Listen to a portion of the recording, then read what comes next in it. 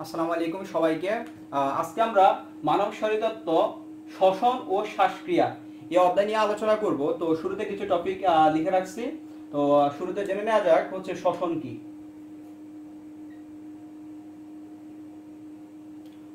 শ্বসন কি, সোজা ভাষায় যদি বলি, যে প্রক্রিয়ায় আহ, জটিল বস্তু সরল বস্তুতে পরিণত হয় এবং রাসায়নিক শক্তি গতিশক্তিতে পরিণত হয় বা স্থিতিশক্তি গতিশক্তিতে পরিণত হয়, তার নামই হচ্ছে শ্বসন। তো শ্বসন বলতে আমরা বুঝি কোষীয় শ্বসনকে বুঝি, ঠিক আছে। অর্থাৎ কোষীয় শ্বসনটা কি? কোষীয় শ্বসনটা হচ্ছে আমাদের হচ্ছে কোষের মধ্যে কি থাকে, নর্মালি গ্লুকোজ থাকবে। তো ব্লাড থেকে হচ্ছে অক্সিজেন কি করবে, কোষের মধ্যে প্রবেশ করবে। কোষের মধ্যে প্রবেশ করার পর হচ্ছে গ্লুকোজের সাথে জারণ বিক্রিয়ার মাধ্যমে সেখানে কার্বন ডাইঅক্সাইড তৈরি করবে। এই কার্বন ডাইঅক্সাইড হচ্ছে আমাদের দেহের জন্য ক্ষতিকর। তো তাহলে এটা কি করবে, ব্লাডের মাধ্যমে আবার ফুসফুসে আসবে এবং ফুসফুসে থেকে হচ্ছে শ্বসনের সাথে জড়িত যে মানে হচ্ছে অর্গানগুলো আছে ওগুলোর মাধ্যমে হচ্ছে কি হচ্ছে বের হয়ে যাচ্ছে, অর্থাৎ সম্মুখ নাসানন্দ দিয়ে বের হয়ে যাবে। আর এই ফুল প্রসেসটা হচ্ছে কি শ্বসন। এখন অবশ্যই আছে, আমি বিক্রিয়াটা দেখাই।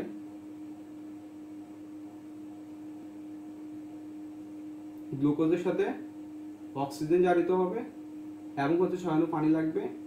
কি তৈরি করতেছে, কার্বন ডাইঅক্সাইড তৈরি করতেছে, 6 অণু প্লাস 12 অণু পানি তৈরি করতেছে, প্লাস হচ্ছে কি করতেছে, শক্তি তৈরি করতেছে। বুঝছো কিনা? আচ্ছা, এখন শ্বসনে হচ্ছে দুইটা অংশ ভাগ করা যায়। একটা হচ্ছে তোমার বহিঃশ্বসন আর একটা হচ্ছে কি অন্তঃশ্বসন। বহিঃশ্বসন আর একটা কি অন্তঃশ্বসন। অন্তঃশ্বসন। আচ্ছা, এখন বহিঃশ্বসনটা কি? বহিঃশ্বসন হচ্ছে যে প্রক্রিয়ায় আমাদের ফুসফুসের মধ্যে কি থাকে, অসংখ্য অ্যালভিওলাস থাকে, ঠিক আছে। এই অ্যালভিওলাসের প্রাচীর এবং ওই অ্যালভিওলাসের প্রাচীর সংলগ্ন কোষিক জালিকা থাকবে। ওই কোষিক জালিকা এবং অ্যালভিওলাসের প্রাচীরের মধ্যে ব্যাপন প্রক্রিয়ার মাধ্যমে অক্সিজেন এবং কার্বন ডাইঅক্সাইডের যে বিনিময় ঘটে, ওই বিনিময়ের প্রক্রিয়াটাকে বলা হয় বহিঃশ্বসন। এবং অন্তঃশ্বসন কি? অন্তঃশ্বসন হচ্ছে ওই সেম প্রসেসটা হচ্ছে এখানে আমরা যে বিক্রিয়াটা দেখাই দিলাম, যে আমাদের ব্লাড থেকে হচ্ছে অক্সিজেন কোষের মধ্যে যাবে, যাওয়ার পর সেখানে জারণ গ্লুকোজের সাথে জারণ করবে, সেখানে কার্বন ডাইঅক্সাইড তৈরি হচ্ছে, ঠিক আছে। অর্থাৎ হচ্ছে কোষ এবং হচ্ছে রক্তের মধ্যে যে অক্সিজেন এবং কার্বন ডাইঅক্সাইড যে বিনিময় করতেছে, এই প্রক্রিয়াটার নাম হচ্ছে অন্তঃশ্বসন। এখন পরীক্ষাতে আমরা পার্থক্য আসতে দেখি এবং পার্থক্য থেকে আবার এমসিকিউ আকারে আসতে দেখি। পার্থক্যটা বলি। পার্থক্যটা হচ্ছে, প্রথম পার্থক্যটা বলে দিলাম যে তোমার কৈশিক জালিকা এবং অ্যালভিওলাসের প্রাচীরের মধ্যে অক্সিজেন এবং কার্বন ডাইঅক্সাইডের বিনিময়কে বলা হয় বহিঃশ্বসন। অন্তঃশ্বসন হচ্ছে কোষ, হ্যাঁ, কোষের অভ্যন্তরে এবং হচ্ছে ব্লাডের মধ্যে হচ্ছে তোমার যে বিনিময়টা ঘটবে গ্যাসীয় পদার্থের, ঠিক আছে, সেটা হচ্ছে অন্তঃশ্বসন। এখন বহিঃশ্বসনে হচ্ছে কি শক্তি উৎপন্ন হয় না। বহিঃশ্বসনে কি হবে না, শক্তি উৎপন্ন হবে না, উৎপন্ন হয় না। আর হচ্ছে অন্তঃশ্বসনে কি হয়, শক্তি উৎপন্ন হয়, কারণ হচ্ছে এটা কোষের মধ্যে ঘটে। কোষের তোমার সাইটোপ্লাজম এবং মাইটোকন্ড্রিয়া ঘটে। তো মাইটোকন্ড্রিয়া কি বলা হয়, পাওয়ার হাউস বলা হয়। তো এটা কাজ হচ্ছে কি শক্তি উৎপন্ন করা, শক্তি উৎপন্ন করে শ্বসনে হেল্প করাটা হচ্ছে মাইটোকন্ড্রিয়ার কাজ। তো যেহেতু এটা হচ্ছে এটা মাইটোকন্ড্রিয়ার মধ্যে এবং হচ্ছে সাইটোপ্লাজম ঘটতেছে, তাহলে এই প্রক্রিয়া কি হবে, শক্তি উৎপন্ন হবে, কারণ শক্তি উৎপন্ন হয়,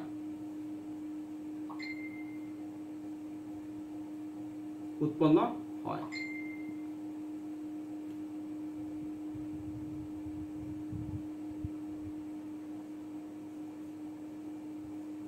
আচ্ছা, পরবর্তীতে বহিঃশ্বসনে এনজাইমের প্রয়োজন হয় না। এনজাইম কি লাগবে না, এনজাইম প্রয়োজন হয় না, দরকার নেই, দরকার নেই। কিন্তু হচ্ছে অন্তঃশ্বসনে এনজাইম প্রয়োজন।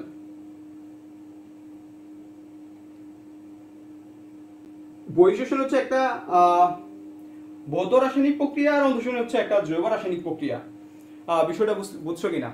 তো আশা করি বুঝতে পারছো যে হচ্ছে শ্বসন সম্পর্কে যে ধারণা দিলাম, অন্তঃশ্বসন এবং বহিঃশ্বসন, এই বিষয়টা আমরা শিখে রাখবো। এখন আসো আমরা শিখবো শ্বসন তন্ত্রের, হ্যাঁ, অঙ্গ সমূহ। তো দেখো, শ্বসন তন্ত্রের অঙ্গ সমূহের মধ্যে প্রথমে আমি যদি বলি সম্মুখ নাসারন্ধ্র। সম্মুখ হচ্ছে নাসারন্ধ্র, নাসারন্ধ্র। রন্ধ্র। আচ্ছা, সম্মুখ নাসারণের কাজ কি? অর্থাৎ আমাদের মুখমণ্ডলে নাকে দেখবো হচ্ছে কি দুইটা হচ্ছে ছিদ্র দেখা যাচ্ছে, ঠিক আছে, এগুলো বলে কি সম্মুখ নাসারন্ধ্র। তো এটার কাজটা কি? এটার কাজ হচ্ছে অক্সিজেন এবং কার্বন ডাই অক্সাইড, অর্থাৎ আমরা যে অক্সিজেন গ্রহণ করি কার্বন ডাই অক্সাইড ত্যাগ করি, এই প্রসেসটা তো হচ্ছে হেল্প করে কে? সম্মুখ নাসারন্ধ্র। এবং সম্মুখ নাসারন্ধ্র হচ্ছে পরবর্তীতে আছে ভেস্টিবিউল। Vestibule, vestibule. তো ভেস্টিবিউলের কাজটা, সম্মুখ নাসারন্ধ্রের পরে হচ্ছে ভেস্টিবিউল হচ্ছে অবস্থান করতেছে। এই ভেস্টিবিউল হচ্ছে কাজটা কি? ভেস্টিবিউল হচ্ছে তোমার কি থাকবে? অসংখ্য লোম থাকবে। এই লোমগুলো কি করে? আমরা যে হচ্ছে যে অক্সিজেনযুক্ত বাতাসটা হচ্ছে গ্রহণ করতেছি, ও বাতাসের সাথে অসংখ্য ধুলাবালি থাকবে, ঠিক আছে, ওই ধুলাবালিকে আটকে রাখা হচ্ছে মেইন প্রধান কাজ, ঠিক আছে। তাহলে আমরা কি করতেছি? এর কারণে হচ্ছে আমরা পরিশুদ্ধ বাতাস গ্রহণ করতে পারতেছি, এটা হচ্ছে মেইন প্রধান কাজ। আচ্ছা, তারপর হচ্ছে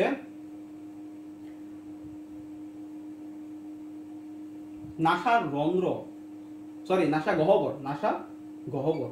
আচ্ছা, নাসা গহ্বর হচ্ছে কি হয়? নাসা গহ্বর হচ্ছে দুটি ইম্পর্টেন্স কি, এখানে হচ্ছে সিলিয়াযুক্ত মিউকাস নামক কতগুলো কোষ থাকে, ওই কোষগুলো হচ্ছে কি ধুলাবালিকে আটকে রাখতেছে। এবং হচ্ছে তোমার এখানে অলফ্যাক্টরি নামক কিছু কোষ থাকে, অলফ্যাক্টরি, অলফ্যাক্টরি নামক কিছু কোষ থাকে। এই কোষের কাজ কি? এই কোষটা কি করে? ঘ্রাণকে গ্রহণ করে, হ্যাঁ, মস্তিষ্কে কি করে? পাঠায়। বুঝছো কিনা? আচ্ছা, এটা ছিল এখানকার। আর হচ্ছে পশ্চাৎ নাসা গহ্বর, পশ্চাৎ নাসা গহ্বর। পশ্চাৎ নাসা গহ্বরকে আমরা কি বলি? কোয়ানি বলে থাকি, আরেকটা বিকল্প নাম, ঠিক আছে, এটার নাম কি? কোয়ানি। আচ্ছা, এটা হচ্ছে কি না মানে নাসা গহ্বরের পরে হচ্ছে পশ্চাৎ নাসা গহ্বরটা অবস্থান করতেছে, যা হচ্ছে আমাদের ট্রাকিয়াতে বাতাস হচ্ছে পরিবহনে হেল্প করতেছে। তারপর হচ্ছে ট্রাকিয়া। ট্রাকিয়াতে আমরা কি দেখি? ট্রাকিয়া হচ্ছে পশ্চাৎ নাসা গহ্বরের পর, ঠিক আছে, যে লম্বা তোমার সরু 12 সেন্টিমিটার দৈর্ঘ্য এবং হচ্ছে 2 সেন্টিমিটার প্রস্থ বিশিষ্ট যে অংশটি দেখা যায় তার নাম হচ্ছে ট্রাকিয়া। তো ট্রাকিয়ার মধ্যে, ট্রাকিয়া হচ্ছে অনেকগুলো, আচ্ছা সরি, এখানে আমরা ট্রাকিয়া একটু পরে আলোচনা করি। এরপর অবস্থান করতেছে ষড়যন্ত্র, অবস্থান করতেছে তারা ষড়যন্ত্র, এরপর অবস্থান করতেছে ষড়যন্ত্র, অবস্থান করতেছে ষড়যন্ত্র। আচ্ছা, ষড়যন্ত্র আমরা আগে আলোচনা করি। ষড়যন্ত্র হচ্ছে কি? ষড়যন্ত্রের পশ্চাৎ নাসা গহ্বরের পর অবস্থান করতেছে ষড়যন্ত্র। তো ষড়যন্ত্র কতগুলো তরুণাস্থির সমন্বয়ে গঠিত হয়। এর মধ্যে সবচেয়ে বড় তরুণাস্থির নাম হচ্ছে থাইরয়েড তরুণাস্থি, যাকে আমরা বলি অ্যাডামস অ্যাপল। অ্যাডামস অ্যাপল কাকে বলি? থাইরয়েড তরুণাস্থি।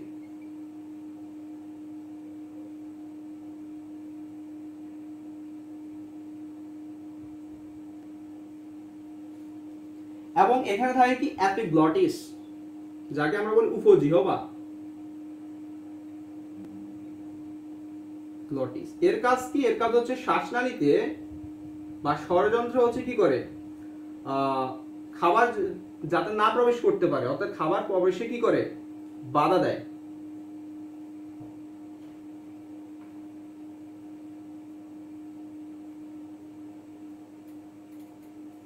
বাধা দেয়,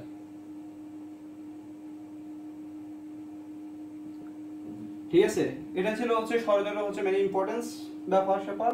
আর হচ্ছে তারপর অবস্থান করতেছে কি? ট্রাকিয়া।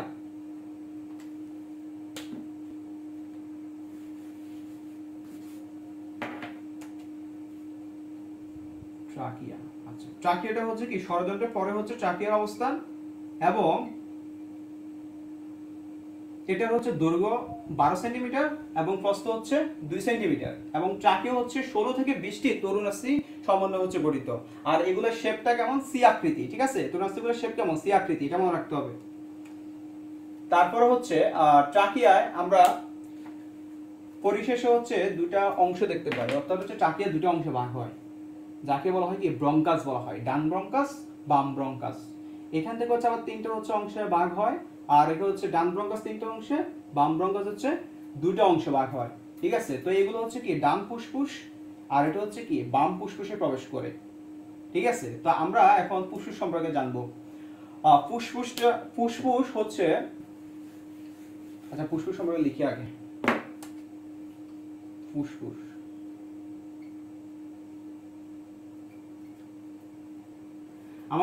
আমাদের হচ্ছে বক্ষ গহ্বরের দুই পাশে দুইটা ফুসফুস থাকে, ঠিক আছে? একটা হচ্ছে ডান ফুসফুস আর একটা হচ্ছে বাম ফুসফুস। ডান ফুসফুস হচ্ছে আকারে বড় এবং হচ্ছে এখানে 3টা লোব থাকে ডান ফুসফুসে, এবং হচ্ছে 10টি লোবিউল থাকে, এবং বাম ফুসফুসে 2টি লোব থাকে এবং 8টি লোবিউল থাকে, ঠিক আছে? আর ফুসফুস হচ্ছে এর বাইরে যে আবরণ থাকে সেটা হচ্ছে প্লুরা নামক হচ্ছে দ্বিস্তরী আবরণ দ্বারা হচ্ছে গঠিত হয় ফুসফুস। তো বাইরের লেয়ারটাকে বলা হয় ভিসেরাল, বাইরের লেয়ারটা হচ্ছে প্যারাইটাল আর ভেতরটাকে বলা হয় ভিসেরাল লেয়ার। দুইটা লেয়ারের মাঝে কি থাকে? সেরাস ফ্লুইড নামক ফ্লুইড থাকে, যা হচ্ছে কি করে? সংঘর্ষে বাধা দেয়, বুঝছো কিনা? আর ফুসফুসটা হচ্ছে অসংখ্য অ্যালভিওলাই সমন্বয়ে হচ্ছে গঠিত।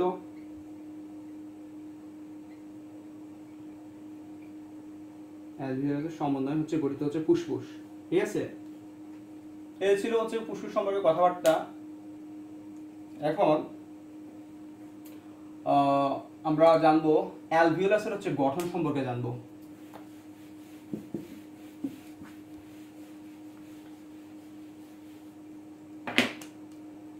দেখো, এটা যদি হচ্ছে একটা অ্যালভিওলাই হয়,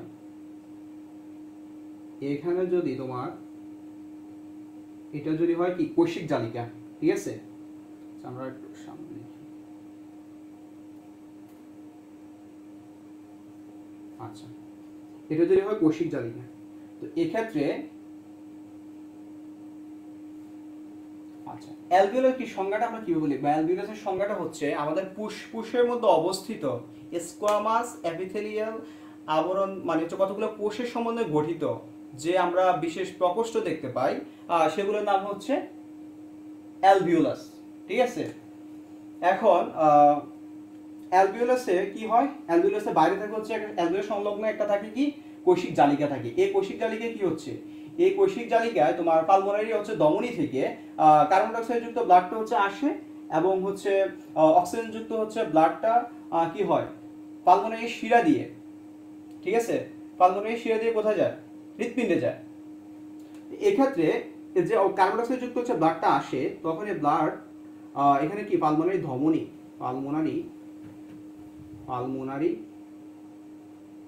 ধমনী, কার্বন ডাইঅক্সাইড যুক্ত ব্লাড আসলে এখানে প্রবেশ করে কোথায়? ফুসফুসে।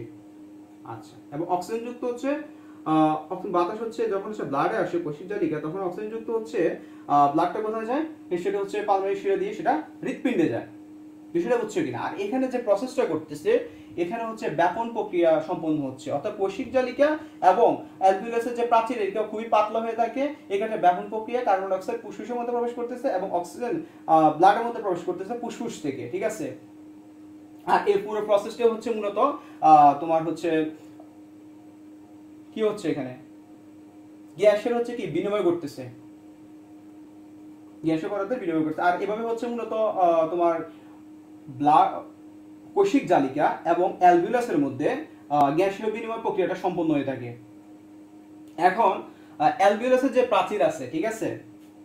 আচ্ছা, এর আগে আমরা জেনে নিই অ্যালভিওলাসের মধ্যে হচ্ছে কতগুলো কোষ থাকে।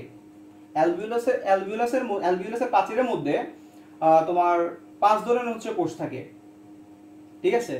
তো এক্ষেত্রে হচ্ছে একটা হচ্ছে তোমার টাইপ 2 অ্যালভিওলার কোষ। এই টাইপ 2 অ্যালভিওলার কোষ থেকেই তোমার হচ্ছে সারফ্যাক্টেন্ট নামক হচ্ছে এক প্রকার পদার্থ ক্ষরণ হয়। এই সারফ্যাক্টেন্ট হচ্ছে এটা ডিটারজেন্টের হচ্ছে ন্যায় কেমিক্যাল হচ্ছে সাবস্টেন্স, এবং হচ্ছে তোমার এটা কি করে? এটা হচ্ছে অ্যালভিওলাসের যে প্রাচীর আছে, ওই প্রাচীরে হচ্ছে যে তরল পদার্থ রয়েছে, ওই তরল পদার্থের কৈশিক টান হচ্ছে কি করে? ওই তরল পদার্থের হচ্ছে তোমার হচ্ছে কৈশিক টানকে কমিয়ে, ঠিক আছে, ফুসফুসের সংকোচন প্রসারণে হেল্প করতেছে, বুঝছো কিনা? তাহলে এটা ইম্পর্টেন্সটা হচ্ছে এটা যে সারফ্যাক্টেন্ট ক্ষরণ করে। এই সারফ্যাক্টেন্ট কি করে? কৈশিক হচ্ছে যে কি কৈশিক টান মানে হচ্ছে অ্যালভিওলাসের প্রাচীরের তরল পদার্থের কৈশিক টানকে কমিয়ে দিয়ে ফুসফুসের সংকোচন প্রসারণ, দ্রুত সংকোচন প্রসারণে হেল্প করতেছে। আর এই সারফ্যাক্টেন্ট হচ্ছে কখন ক্ষরণ হয়? 23 সপ্তাহ বয়সে মানে হচ্ছে যে মানব ভ্রূণ যেটা রয়েছে ওই ভ্রূণ হচ্ছে 23 সপ্তাহ বয়সের ক্ষেত্রে তখন সর্বপ্রথম এটা তৈরি হয়। তা 24 সপ্তাহের আগে এটা কি ক্ষরণ হতেছে না। তো ক্ষরণ না হলে কি হবে না, মানে ফুসফুস তো হচ্ছে তোর মানে হচ্ছে তার যে স্বাভাবিক যে প্রসেসগুলা, হ্যাঁ, বা যে প্রক্রিয়াগুলা শ্বাস প্রশ্বাস বা অর্থাৎ অক্সিজেন এবং কার্বন ডাই অক্সাইড যে গ্রহণের প্রক্রিয়াটা এটা সম্পূর্ণ করতে পারবে না। 23 সপ্তাহ বয়সে হচ্ছে কি সারফ্যাক্ট্যান্ট ক্ষরিত হয়।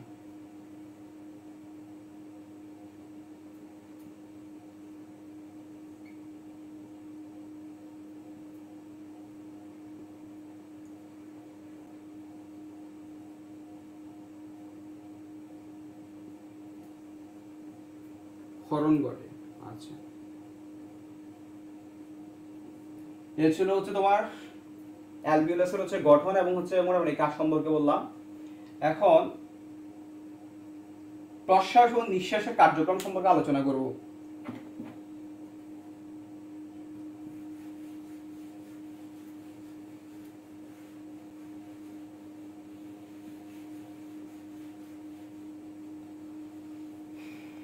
প্রশ্বাস এবং নিঃশ্বাস। আচ্ছা, প্রশ্বাস মানে কি?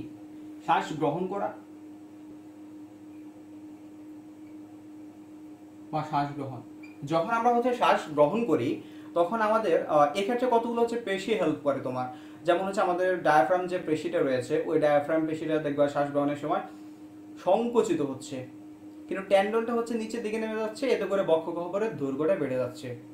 ঠিক আছে, প্রথম কথা হচ্ছে এটা যে ডায়াফ্রাম নামক হচ্ছে পেশি দ্বারা হচ্ছে আমরা বর্ণনা করতে পারি ডায়াফ্রাম। হ্যাঁ, ডায়াফ্রাম নামক হচ্ছে পেশি দ্বারা, ডায়াফ্রাম পেশি সংকোচন সংকোচন। আচ্ছা, তারপর হচ্ছে কি হচ্ছে আমাদের হচ্ছে এরপর হচ্ছে তুমি যদি খেয়াল করো শ্বাস গ্রহণের সময় তোমার যে নিচের দিকে যে পশুগাগুলো রয়েছে অর্থাৎ রিপসগুলো রয়েছে এগুলো কি হয় প্রসারিত হয়। ঠিক আছে, তারপর হচ্ছে সেকেন্ড নাম্বার হচ্ছে একটা বিষয় খেয়াল করতে হবে, পশুগার যে তোমার ইন্টারকোস্টাল নামক পেশি রয়েছে ওই ইন্টারকোস্টাল নামক পেশি সংকোচনের ফলে তোমার পশুগার যে শেফট আছে, ঠিক আছে, অর্থাৎ বাঁকা যে অংশটা আছে যদি এটা যদি পশুগা হয় পশুগার এটা হচ্ছে কি শেফট, এর পশুগার যে শেপটা আছে ওই শেপটা কি হয় প্রসারিত হয় অথবা উপরের দিকে উঠে যায় এবং স্ট্যান্ডামও কি হয় প্রসারিত হয়, এতে করে বক্ষগহ্বরের উচ্চতা বেড়ে যায়। তো সব মিলে হচ্ছে কি হয় ফুসফুসের আয়তনটা হচ্ছে কি হয় বেড়ে যায়। তো ফুসফুসের যদি আয়তন বেড়ে যায় তোমার কি অর্থাৎ ফুসফুসের চাপটা হচ্ছে কি কমে যাবে। চাপ যেহেতু কমে যাচ্ছে তাহলে সহজে হচ্ছে বাইরে থেকে অক্সিজেনযুক্ত বাতাস সহজে ফুসফুসের মধ্যে প্রবেশ করতেছে। এভাবে হচ্ছে কি তোমার প্রশ্বাস কার্যক্রমটা সম্পূর্ণ হয়। ঠিক আছে, আচ্ছা আমরা এখানে লিখে দিই যে তোমার এখানে পশুগা, ঠিক আছে, পশুগাগুলো কি হয় প্রসারিত, নিচের দিকে পশুগুলি হয় প্রসারিত হয়। আর হচ্ছে ইন্টারকোস্টাল নামক হচ্ছে যে পেশি আছে এগুলো সংকোচন হয়, সংকোচনের ফলে কি হয় ইন্টারকোস্টাল নামক হচ্ছে পেশি সংকোচন। তো সংকোচন করলে কি হবে, সংকোচন করলে তোমার বক্ষগহ্বরের আয়তন বেড়ে যাবে, বক্ষগহ্বরের হচ্ছে বা উচ্চতা বেড়ে যাবে, বক্ষগহ্বরের উচ্চতা বেড়ে গেলে ফুসফুসের হচ্ছে কি তার আয়তনটা বেড়ে যাচ্ছে, এতে করে চাপের পরিমাণটা হচ্ছে কমে যাচ্ছে, বাইরে থেকে সহজে ব্যাপন প্রক্রিয়া বলো সেটা হচ্ছে কি সহজে প্রবেশ করতে পারতেছে কি ফুসফুসের মধ্যে। তো বিষয়টা বুঝছি কিনা, এছাড়া হচ্ছে তোমার প্রশ্বাস কার্যক্রম। আচ্ছা, তারপর হচ্ছে আমরা নিঃশ্বাসের কার্যক্রমটা, নিঃশ্বাস কার্যক্রম কি হবে দেখো, নিঃশ্বাসের কার্যক্রমটা হবে নিঃশ্বাস না, আচ্ছা নিঃশ্বাস দেখো নিঃশ্বাসের যে বিষয়টা সেটা হবে এটার উল্টাটা, পুরোটাই হচ্ছে উল্টা। দেখো ডায়াফ্রামটা কি হবে, ডায়াফ্রাম তখন আমরা লিখবো প্রসারিত হবে, ডায়াফ্রাম কি হবে প্রসারিত হবে, বলবো এখানে প্রসারিত প্রসারিত। ঠিক আছে, পশুকা কি হবে, পশুগুলো হচ্ছে পূর্বের অবস্থায় ফিরে আসবে, বুঝছো কিনা, পশুগুলো কি হবে পূর্বের অবস্থায় ফিরে আসবে, পূর্বের অবস্থায় অবস্থায় আসবে।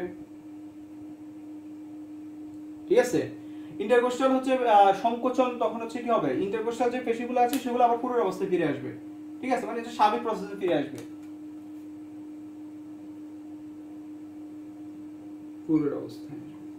এতে করে কি হবে, এতে করে হচ্ছে বক্ষগহ্বর হচ্ছে আয়তনটা হচ্ছে কমে যাবে, এবং হচ্ছে ফুসফুসের হচ্ছে আয়তনটা যখন হচ্ছে কমে যাবে তখন হচ্ছে ভেতরে চাপের পরিমাণ বেড়ে যাবে। হ্যাঁ, এতে করে হচ্ছে আমাদের যে বর্জ্য পদার্থ অর্থাৎ আমরা যেটা দেহের জন্য অপকারে বলে থাকি কার্বন ডাই অক্সাইড, সেটা কি ইজিলি দেহ থেকে হচ্ছে কি ফুসফুস থেকে তোমার সম্মুখ নাসানটা দিয়ে অর্থাৎ চাপিয়ে অতিক্রম করে সম্মুখ নাসানটা দিয়ে বের হয়ে যাবে। বুঝছো কিনা? এই ছিল হচ্ছে তোমার নিঃশ্বাস কার্যক্রম। তো মূলত কিছু পেশি হচ্ছে এখানে হেল্প করতেছে, এগুলো একটু মনে রাখবো।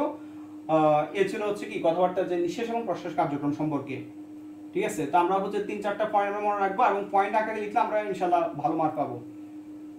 আচ্ছা, তো এখন আসো, তাহলে আমরা প্রশ্বাস এবং নিঃশ্বাস কার্যক্রম শেষ। এখন আমরা শিখবো শ্বসনে শ্বাস সংযোগের ভূমিকা। শ্বসনে শ্বাস সংযোগের ভূমিকা। আচ্ছা, শ্বসনে শ্বাস সংযোগের ভূমিকা কি? শ্বাস সংযোগের ভূমিকা, আচ্ছা শ্বাস সংযোগের ভূমিকা।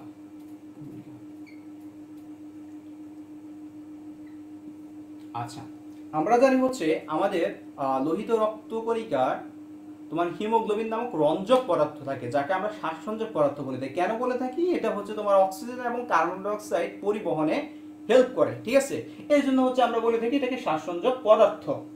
বুঝছো কিনা? এখন যখন হচ্ছে তোমার অক্সিজেন পরিবহনের কথাই বলি, অক্সিজেন পরিবহন যখন হচ্ছে আমাদের রক্তের মধ্যে ফুসফুস থেকে তোমার হচ্ছে ব্যাপন প্রক্রিয়ার মাধ্যমে হচ্ছে কোষিক জালিকায় মানে হচ্ছে অক্সিজেনযুক্ত ব্লাড, মানে অক্সিজেনটা আসবে, তখন হচ্ছে ব্লাডের সাথে হচ্ছে এটা সংযোজন ঘটিয়ে তোমার কি করবে, সেখানে হচ্ছে হিমোগ্লোবিন, হ্যাঁ হিমোগ্লোবিন নামক হিমোগ্লোবিন নামক হচ্ছে রঞ্জক পদার্থ সৃষ্টি করে। কি করে? হিমোগ্লোবিন নামক হচ্ছে রঞ্জক পদার্থ সৃষ্টি করবে, হিমোগ্লোবিন তৈরি করবে। কি করবে? হিমোগ্লোবিন। আচ্ছা, এটা হচ্ছে তৈরি করতেছে। এটা কিন্তু আবার হচ্ছে স্থায়ী না, বুঝছো? এটা হচ্ছে যখন তোমার আবার অক্সিজেনের যখন হচ্ছে ব্লাডের মধ্যে প্রয়োজন হবে তখন সেটা আবার ভেঙে যাবে। হ্যাঁ, ভেঙে গিয়ে হচ্ছে আবার অক্সিজেনের যে চাহিদাটা থাকবে ওটা পূরণ করবে। বুঝছো কি? এটা হচ্ছে অস্থায়ী যৌগ। তারপরে আসো তোমার হচ্ছে কার্বন ডাই অক্সাইডের হচ্ছে পরিবহন। তো কার্বন ডাই অক্সাইডের পরিবহন যখন ঘটবে, কার্বন ডাই অক্সাইড কি হবে? পরিবহন হবে। তো কার্বন ডাই অক্সাইডের পরিবহন হচ্ছে ব্লাডের সাথে যখন কার্বন ডাই অক্সাইড যখন হচ্ছে বিক্রিয়া করবে তখন দেখবা সেখানে কার্বোমিনো হিমোগ্লোবিন তৈরি করবে। কি করবে? হিমোগ্লোবিন। হ্যাঁ, হিমোগ্লোবিন রূপে হচ্ছে হিমোগ্লোবিন রূপে হচ্ছে দেহের মধ্যে কি হবে? পরিবাহিত হবে। বিষয়টা বুঝছো কিনা? অর্থাৎ যখন আমাদের কোষের মধ্যে যখন অক্সিজেনযুক্ত মানে হচ্ছে অক্সিজেন ব্লাড থেকে যখন অক্সিজেন যাবে তখন সেখানে জারণ প্রক্রিয়া ঘটার মাধ্যমে কার্বন ডাই অক্সাইড তৈরি হবে। এই কার্বন ডাই অক্সাইড যখন ব্লাডে আসবে তখন সেটা কার্বনিক হিমোগ্লোবিন রূপে হচ্ছে দেহ থেকে হচ্ছে কি হচ্ছে পরিবাহিত হয়ে ফুসফুসে আসবে। ফুসফুসে আসার পর সেটা বের হয়ে যাবে। এই ছিল হচ্ছে তোমার শ্বসনে শ্বাস সংযোগের ভূমিকা। কেন বলা হচ্ছে? মূলত হিমোগ্লোবিন নামক যে রঞ্জক পদার্থ আছে, ওই হিমোগ্লোবিন নামক রঞ্জক পদার্থ তোমার অক্সিজেন এবং কার্বন ডাই অক্সাইড অর্থাৎ গ্যাসীয় বিনিময় হেল্প করতেছে, বিধায় একে আমরা বলতে পারতেছি যে শ্বসনে শ্বাস সংযোগের ভূমিকা বলে আমরা বিবেচনা করতে পারি। তো আজকে ছিল হচ্ছে তোমার হচ্ছে এই টপিকগুলা। আমি নিজ থেকে যতটুকু বোঝানোর চেষ্টা করছি, আমি প্রায় সবটাই বুঝে দিছি। এখন তোমরা হচ্ছে ভিডিওটা হচ্ছে কি করবা? মনোযোগ দিয়ে দেখবা প্রথমে। ঠিক আছে, বাইরে যে বিষয়গুলো বলছি ওগুলো হচ্ছে ইমাজিন করার ট্রাই করতে হবে। বিশেষ করে হচ্ছে তোমার প্রশ্বাস এবং নিঃশ্বাসের কার্যক্রমটা হচ্ছে আমরা ইমাজিন করবো। ঠিক আছে, নিজে নিজে শ্বাস নিয়ে দেখবো, প্রশ্বাস নিয়ে দেখবো আসলে বিষয়গুলো মিলতেছে কিনা, বুঝছো কিনা। আর এই সম্পর্কে যদি তোমাদের কোনো টপিক নিয়ে বুঝতে অসুবিধা হয় ভাইয়াকে বলবা, ভাইয়া আনসার দেওয়ার ট্রাই করবো। ঠিক আছে, তো সবাইকে অসংখ্য ধন্যবাদ আজকে পর্যন্ত।